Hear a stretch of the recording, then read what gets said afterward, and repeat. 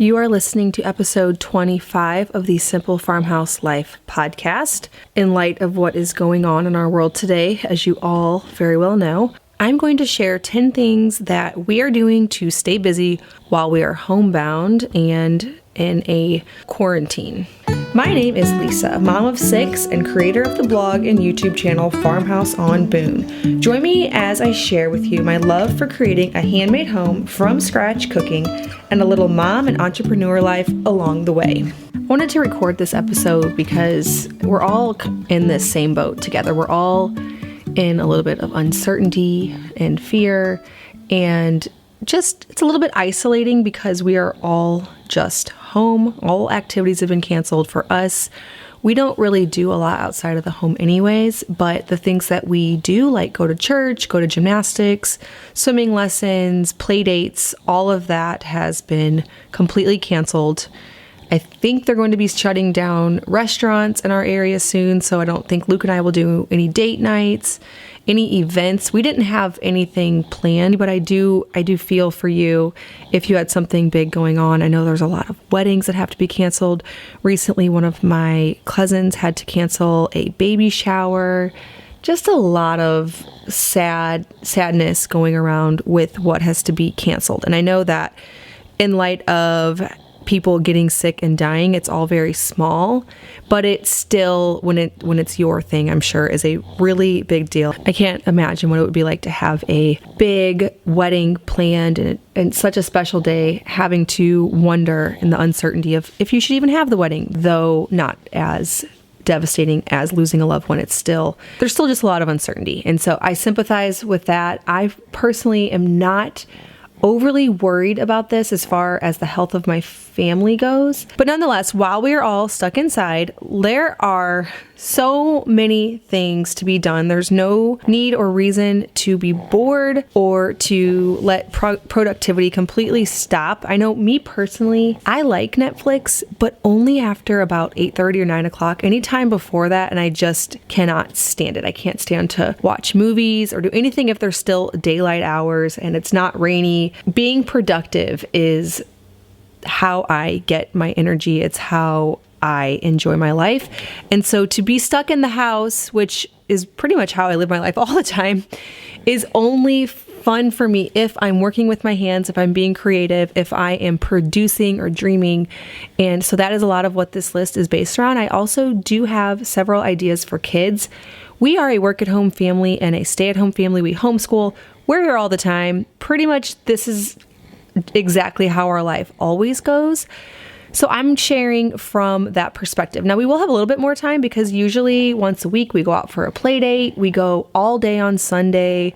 We will go on Saturdays out to antique shops. And if there's an event in town, I like to stop by. There was going to be one this week. It was with all the antique shops in the area. There was going to be a market that ended up being canceled. And so I do extra things, but our day-to-day life, Monday through Thursday, is exactly what everyone in America has to do now, which is stay home. The kids don't leave, the adults don't leave. And so we do have some experience with this, but even still for me, I do like to get out of the house and go to town. So it will be different for me as well. But let's dive right into some of the things that you can do and that we do to stay busy, even in a time like this, which these are unprecedented times. The first one is drive around. Now, this one isn't so much in the productive part. The rest of them more are in that realm of things. But this is something that we like to do whenever we have been in the house doing all of these other things all day, especially in the winter or anytime the weather isn't very favorable. We like to load up the kids in the car. Luke and I did this a lot more whenever we were looking for our property. Probably the last 5 years, we could be found driving around at least 2 or 3 nights a week. We drive down every side road in our area, learn every part of the town that we lived in, and that's just how we like to explore. We go down roads for no purpose at all except for just to go down and see what's down them. We look at old farmhouses. We look at properties for sale. The other day, Luke and I on our date night, this probably shows how exciting we are. The kids asked what we did, and I had to tell them that we went around and we looked at metal roofs. That is what we did. We drove down every street in the nearby town, and there's a lot of old houses in the area, and so there's a lot of metal roofs, and we looked at the color options, the different seams you can get. But that is what we did for our date night, because we're going to be getting a new roof on our house very soon, and we want to see all the options. We also look at how people have done their fencing. We check out their porches. Luke and I were talking the other day that driving around, there's always something new I'm looking for. So whenever we are working on our porch, for example, I'm looking at every house's porch and gaining inspiration. When we're looking at roofs, I notice something new that I've never noticed before. I never pay any attention to roofs, but that's something that I'm looking for now. Or landscaping. In the summer, we might drive around and we'll gain inspiration from people's landscaping. So that is just something that we've always loved to do. Our kids don't love it at all, but they're all strapped in. We can get a seltzer water or some kind of drink, maybe a coffee, and we have the chance in the front seat to chat and look and dream, and it is one of our favorite activities. So that's what to do when you want to get out of the house. You can't go anywhere. You can just get in your van or your car and drive around.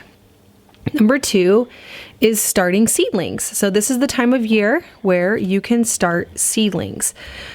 We have about 6 trays going. I did the soil block method, which my friend Stephanie from hopewellheightsblog.com wrote about on her blog. I shared a YouTube video about it.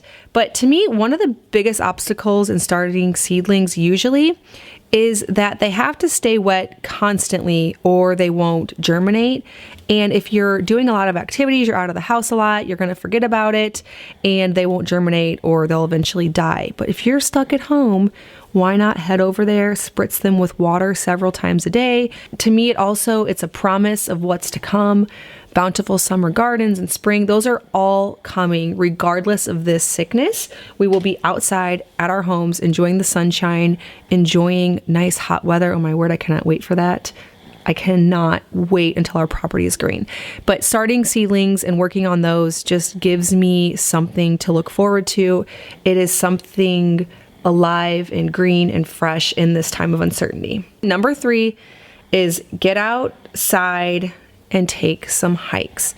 So my husband, he is a hiker. He's an outdoorsman. He loves all things canoeing, kayaking, biking, hiking, anything that has to do with outside, he loves it. So we are going on hikes at least once a week as a family, even through the winter.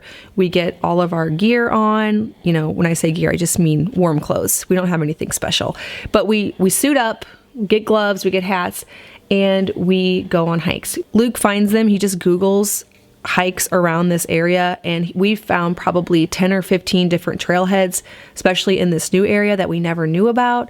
We've taken so many hikes in this last year. It's our favorite way to go and leave the house and do something as a family, especially a large family. You don't really want to go too much into public, but you can go take hikes, and that's something that is allowed even during these quarantine times. Just Google trailheads near me, and you're bound to find some. Some will be beautiful, amazing hidden gems. Some will just be a walk in the woods, but either way, it gets you outside.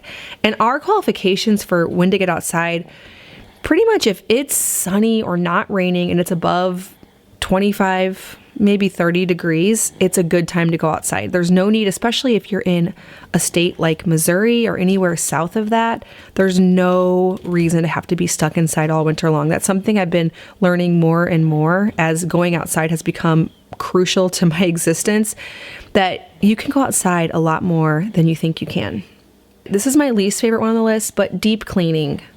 Sitting in these houses, staying home is a great time to do that spring cleaning a little bit early. Washing the curtains, scrubbing the baseboards, all of those things that you normally put off. You can, of course, tackle all of that while you're inside and feel good about a nice productive day. You can use some homemade cleaners if you want to get the kids to get in on the action. Daniel, you are so loud. I'm trying to switch him around, put his head one way and the other way to get him to stop, but he's still going, so you're going to hear a snoring baby. All right, we'll get ahead on that one because that one's just meh.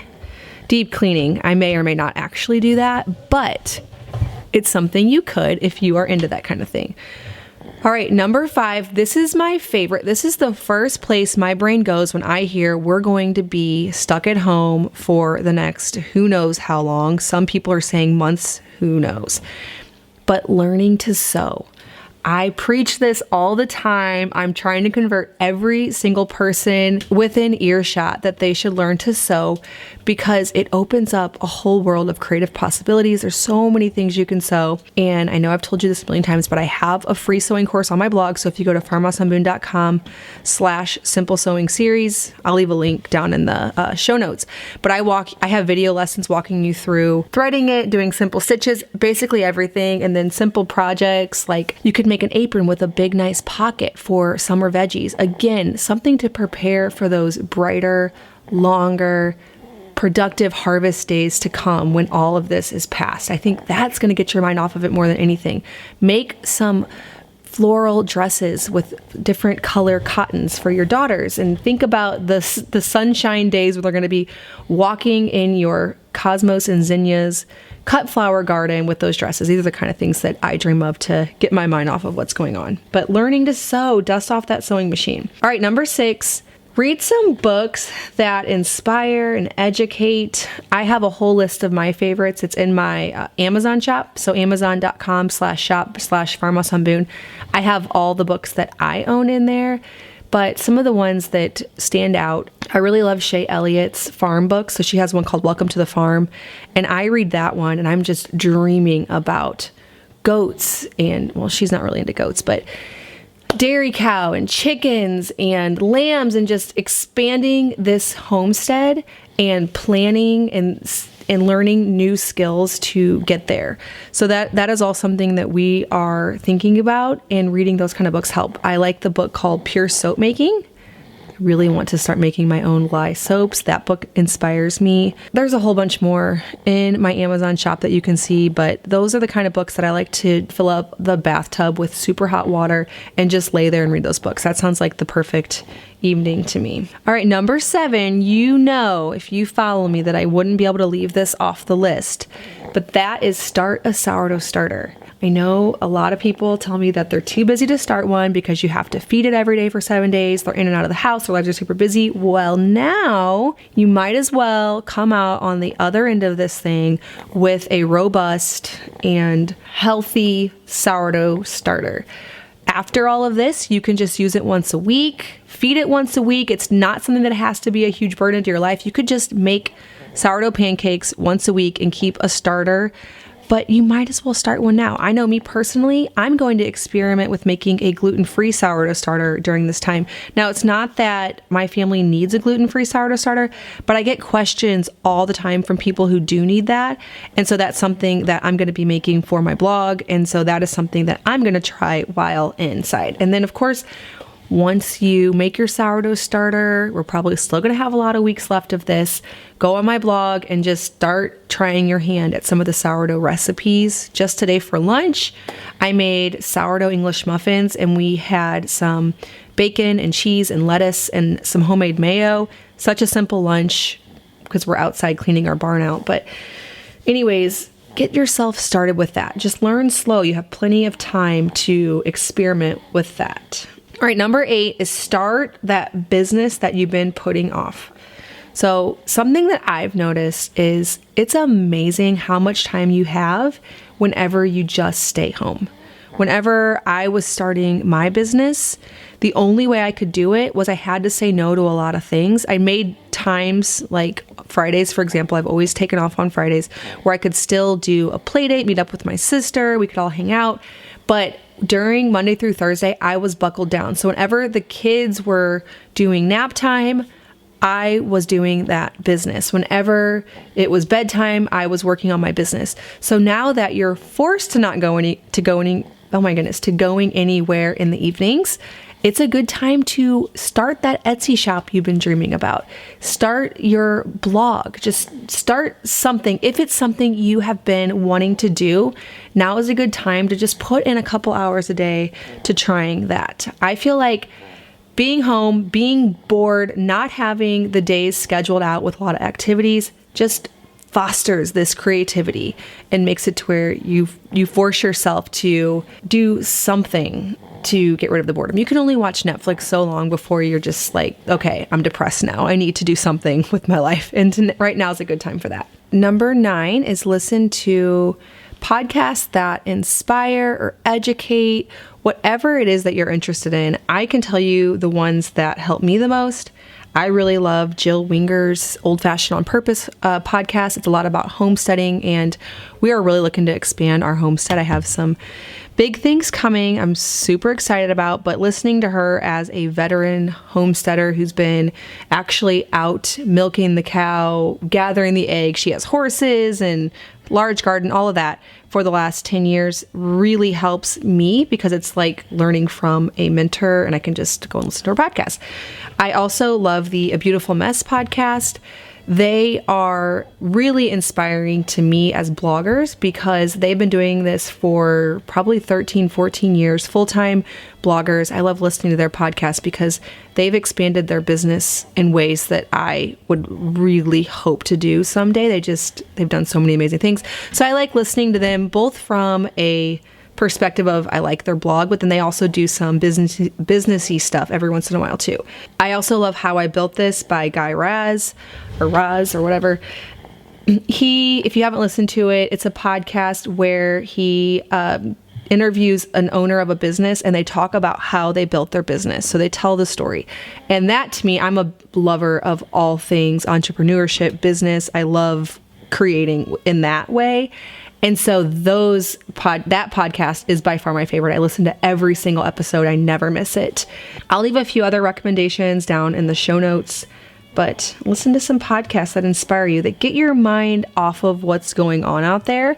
I like to stay up on the current events of what's happening right now. I'm normally not a news listener, but I am listening to things about this, but I like to fill my head with more things that are inspiring and hopeful and that help me think of the times after this whole crisis. And so those are some of my faves. All right, number 10 is research something. Is there something you've been wanting to do? So for example, for me, I've wanted a dairy animal since you're being so loud.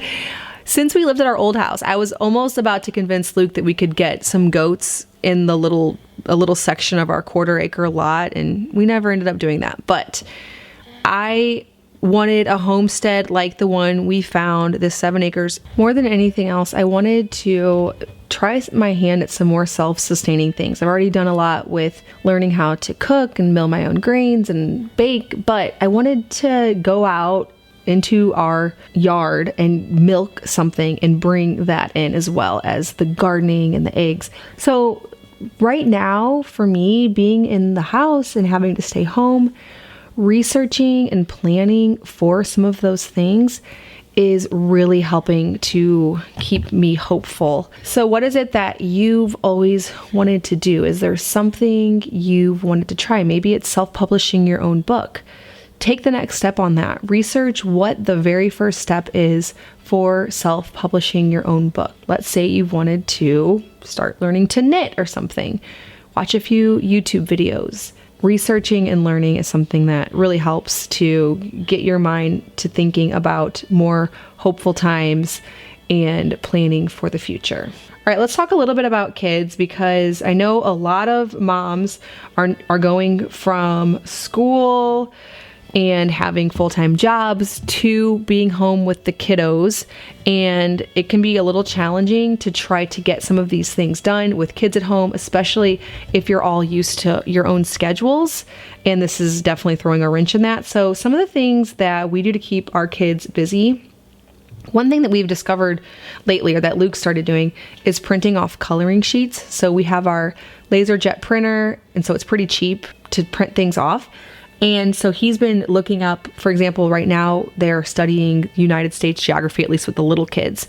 So he printed off some state map coloring sheets, and then he quizzes them and has them color in where each state is. And this morning I was with the boys and I was teaching them directions. They didn't know that. And so I would ask them where California was. And I told them it was on the West Coast, and then showed them where that was, and then asked them where Oregon was and said it's north of California. So anyways, that is really fun, printing off coloring sheets. You can find anything they're interested in and print that off. Another is drawing channels. So we have a few channels on YouTube, Draw So Cute and I don't know how to say this, but Farjana, Farhana, I don't know, Drawing Academy. They are some awesome channels that we love. My daughter, who is 11, she's more artistic, so she can do the more advanced drawings, whereas one of my other children is really interested in drawing as well. He does the Draw So Cute because he's 7. So that keeps them busy for a really long time. It's basically a drawing school online, all on YouTube, and that's, to me, it's not as bad as screen time because they are learning something. They're learning how to draw. It's like a class. Another thing that we love doing that keeps my kids so busy is we make dough. So I will make my sourdough tortilla recipe, even if you don't ferment it the night before, but you just throw everything in that's in the sourdough tortilla recipe. Or if you don't have a sourdough starter, just add flour and water in place of where the sourdough is, because really there's no point in the sourdough because it's not rising. It's just to ferment the grains. So anyways, I make a tortilla dough. Get it all stretchy, give the kids each a little hunk of dough and some rolling pins, and it keeps them busy for so long. And then we turn all of the cast iron skillets on low. We turn the heat on low, and they cook them, they flip them. They'll make, my son made yesterday Eli's pretzel balls business. And so he made his dough into little balls, cooked them in butter on the skillet, added salt, and then he was putting them in bags and putting $3 on them, which nobody really paid him, but it kept him busy, which he's a busybody. So if it's raining and I can't put him outside, he is very, very difficult to keep entertained. He just has so many ideas. He's really creative.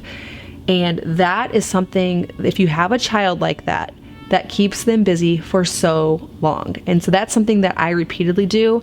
Yesterday it was rainy. We made dough twice because it's the only thing we could do. If not that, I give him lots of crayons and paper. And I actually talked all about this in my Creative Kids, or How to Raise Creative Kids podcast, episode 24 was the last episode. So you can revisit that. But that is something that keeps them really busy. Another thing is some wholesome family YouTube channels, vlogs. I really like Weed 'em and Reap. Danelle is in that one. They have goats. They're really fun to watch. I, of course, have a few day in the life videos on my channel. I know at least my nieces and nephews like to watch them, but maybe it's because they know the kids, but those are fun. Homesteady is a good one. They live on a farm. Any of those farm type YouTube channels where it's a family, it encourages kids to learn about farm life, even if you don't live on a farm. So knowing more about where your food comes from, those channels are a really great resource. The last one is, of course, to get the kiddos outside. I actually was planning this podcast and making the outline for it while all of my boys were outside. Luke was homeschooling the girls, but I was just standing by the door with Daniel because it was a little bit chilly this morning. But I was able to get them all outside, and oh man, just getting kids outside is a lifesaver to me. Even if it's cold, I always have to remind myself, yes, it's hard to get all of their cold stuff on, but once they're outside, it's like a deep sigh of relief. So anytime I can, that's what we do. A friend of mine, she recently posted on Facebook this morning that she went to Home Depot and bought the biggest moving boxes that they had, and her kids were making towers and castles with those boxes. So that's another idea if it's a rainy day. Now, me personally, I mostly, if it at all possible, want to send them outside, but on a rainy day, great idea. Even if it's a warm rainy day, I might even send them out, but we're still experiencing some cold and rainy days, unfortunately, here. So there are days where you just need to stay inside, and those are perfect for that as well. I hope that this podcast episode has been encouraging. I don't want to contribute to the noise of all of this, but I know that a lot of us are stuck inside and we're just looking for some human connection, even if this is the only way. And so I hope to be encouraging in all of the ways that you can be productive and creative inside your own home. Whenever you can't be productive at work, if a lot of you are home from work because of things being canceled, at least this helps you to move forward on your goals. And if anything, we can learn new skills. I know I plan to do that with this time when, a lot of times in the evening we might have something to go to. Now we won't. I can come out of this hopefully with a new perspective, and I think we all can. And for today's random question from Instagram, there's a bunch of them. I'm actually struggling to decide which one to pick. But for today's, I'm going to pick, did you always want a big family? This is something I get asked a lot. No, actually, as a kid, some of my siblings, my mom said that I said I didn't want kids at all, which honestly, I don't remember saying, but it wasn't something I thought much about as a kid. I think when I was a kid, I imagined I'd have a family about like the one I grew up in, which was 4 kids. So that's decently large. And when we got married, we really hadn't talked much about it, which is interesting. But shortly after we were married, we decided that we wanted to have a baby, and we ended up having her. She was due on our first anniversary. And then after that, I just wanted more babies. And somewhere around 5, or I guess with Micah, when he was first born, I wondered if I wanted more. And then we had Daniel, and I'm kind of in that same spot right now where we're like, I don't know if we really want to add any more to our family. We just take it kid by kid. I cannot tell you what the future holds for us. Our home feels quite full and complete, but then I also know how I get. I love the newborn phase. And I think also since it's been winter and cold and dark, I'm not feeling as positive as I usually do. But ask me at the end of summer when Daniel's close to 1, life's feeling not as chaotic, we've been outside, I might then say that I want another baby. But right now I would tell you no. So the very short answer is no, I didn't always want a big family, and we still don't know. Like, we're just taking it kid by kid. All right, well, thank you so much for listening to this episode of the Simple Farmhouse Life podcast. I, again, am going to ask you to leave a review in order for this podcast to grow and be seen by more people, and for me to take the time a couple times per week away from my family to record it. The growth is so important to me. A lot of you have left some amazing, amazing reviews, and I appreciate it more than you know. All right, well, thank you so much for listening, and I'll see you in my next episode.